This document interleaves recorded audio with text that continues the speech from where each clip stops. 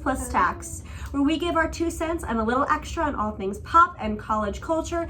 It's our opinion you didn't ask for, plus a little extra. Hi guys, we are back. And today we've got a couple of fun things to talk about. So I guess to dive in, we're gonna do an advice column. Just what you want to hear. Just what you want. A little bit of advice from these two old rookies. Well, guys, I think that this is a very good topic for both of us.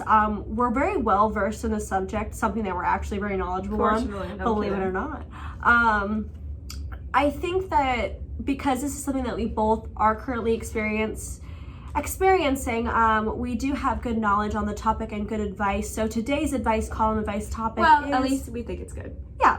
That's okay. Disclaimer: that's for all the advice we give. We don't know it's good. We just think it's good. Yeah. You guys the guinea pigs. We like hearing ourselves talk. Right. Guys, the advice column we are starting out on today is long distance relationships. Woo.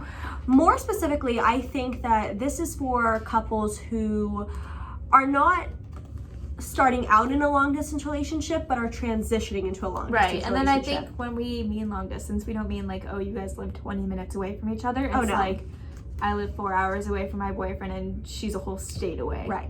Or a whole couple states away. I don't know. Yeah, it's a couple states. Yeah, we didn't get A's in geography, guys. But I think I actually did so. That was my favorite subject. Bye. Okay. But yeah, so it's definitely. It can be difficult, but I think also rewarding at the same time, depending on how you look at it. Yeah, for sure. So we're going to break this advice column down into a couple different subsections. We're going to go back and forth with a couple of different components of, our long distance relationships, how we felt about it, our advice, the cons, and what we now know. So I definitely do think that this is specific to couples who did once live in the same area and are now transitioning to long distance relationships, just because I feel as if that is a bit of a harder transition. If it's something that you're having to acclimate to from seeing them all the time, and then seeing them like every couple of weeks, it's definitely something you got to adapt to, and it takes time. It doesn't happen overnight. I mean, there's so many times where I'm like, oh my God, like I wish I had my person with me. Like I'm going through something. But I mean, I thought I was your person. I mean, of course you are. Like, thank God for her. Perhaps I'm the thing that she's going through. She's like, I wish I had a person with me. Kelly's driving me nuts. And she won't get out of my room. Knocking on my door at 2 a.m. to tell me tea. Yeah, of course. I don't want tea tonight. I want my sleep. Like, I want some Z's.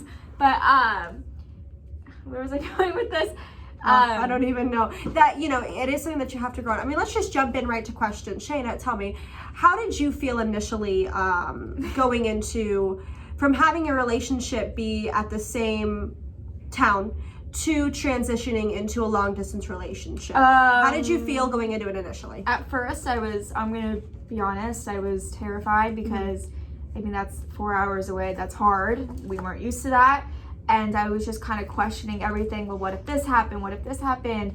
What if we can't make this work? What if, not seeing each other for such a long period of time is going to make us grow apart? And I don't know. Or affect, your way, the way you feel about each other, the way you think of each other, just really doubt your relationship, and then just it end up not working out. Then But the good thing is even with all those worries, they tended to go away with time as I got more comfortable with just being alone and being independent. And I saw that he was being independent on his own. We were both growing individually, but also growing together. And I definitely see our relationship maturing to a whole new level. And I think that's because we've had time to grow individually. Yeah, I totally agree. I think there are a lot of similarities in our long distance relationships in the same sense.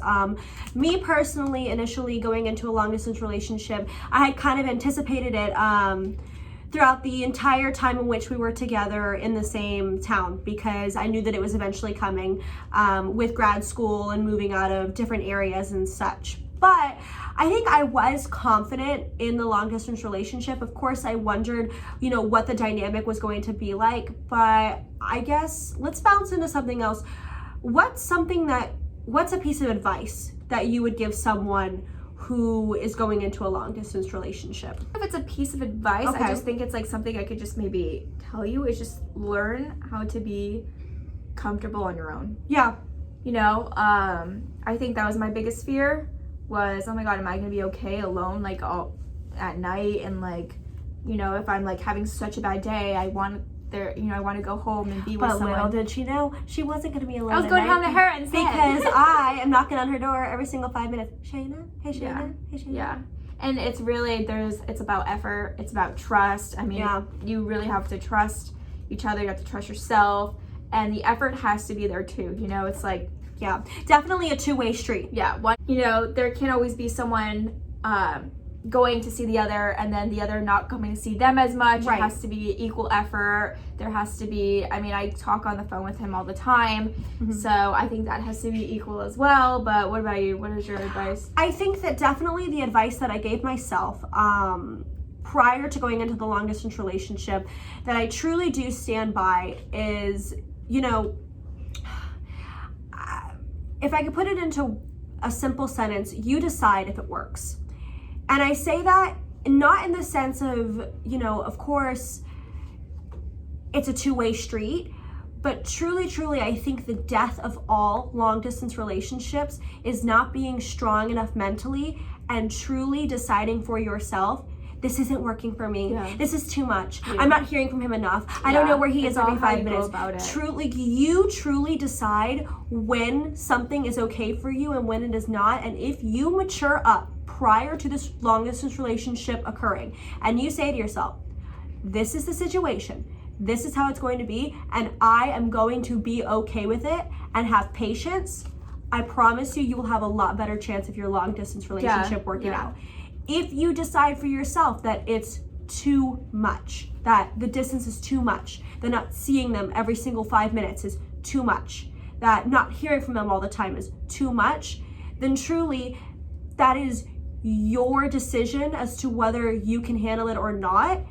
And that is what is going to make or break your relationship. Now, of course, you know, there are different scenarios. Obviously, it is a two-way street. And if your person is moving to Germany, hates you, never wants to talk to you, never wants to return your texts and cheats on you, then that is not a factor of whether or not you decide what's too much, because I'll tell you right now, that's obviously too much and you got to get out of that relationship. But I will say, it is not for the weak. However, it is not hard.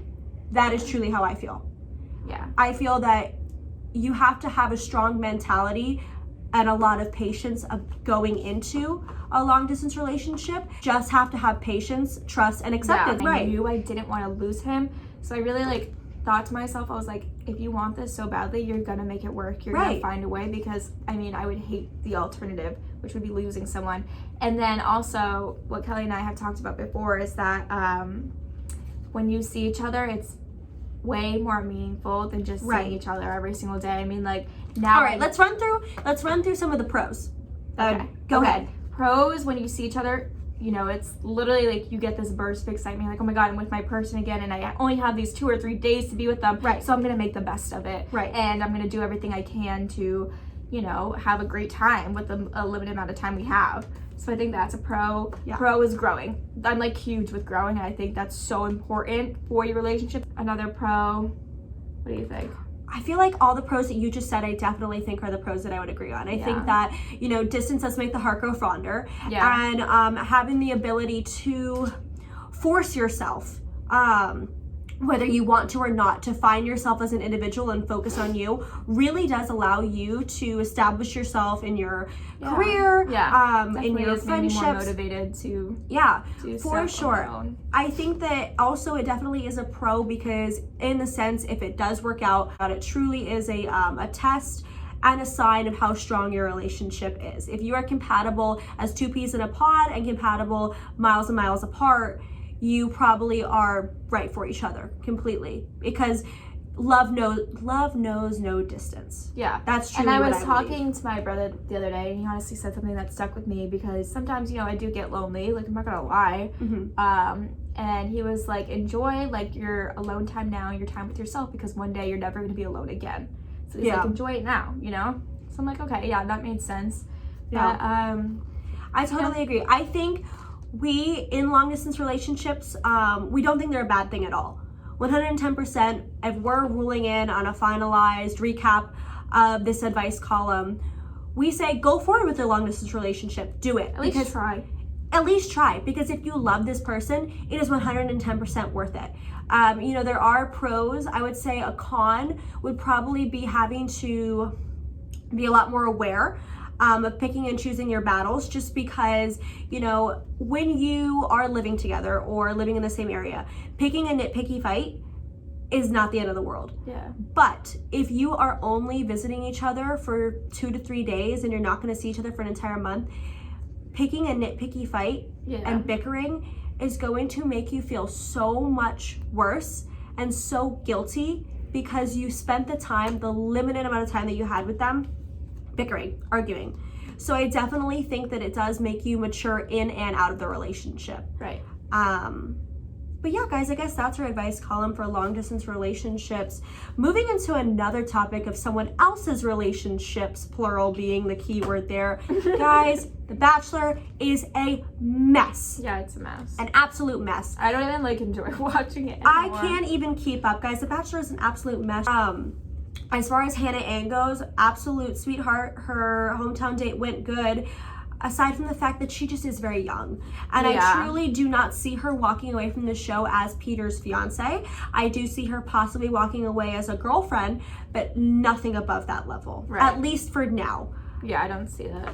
And as far as Maddie goes, guys, I'm a little bit on both sides, because I see that they are compatible. However, truly, I don't think that their values align at all. Her very intense. I love her, though. It's so I know, hard. but her very intense religious upbringing does not seem to, at least in my eyes, match that of Peter's values. Yeah. And whether or not they can find alignment in the show, I feel like after the show, if they do choose to pursue a relationship together, they're going to come into bumps and rifts, not having matching values, not having matching upbringings, and not having matching ideas. Yeah.